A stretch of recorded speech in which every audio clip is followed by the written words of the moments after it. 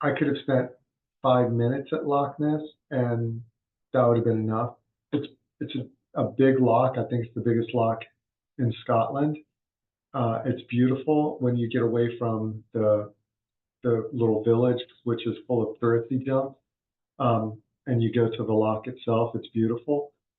But there's also this rewilding center, and I think I took some pictures of this rewilding center. So the thing about the Highlands is that it was largely forested, and then the forest had basically been clear cut for shipbuilding over time, or whatever they're using it for now.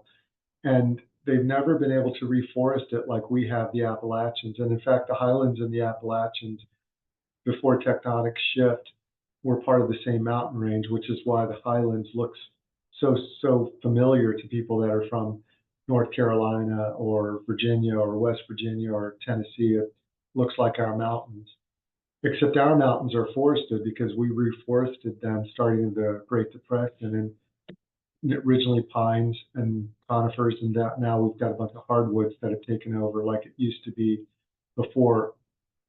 When we deforested the Appalachians, they were hardwoods and old growth pines, and it's sort of getting back to that maybe in another 100 years or so.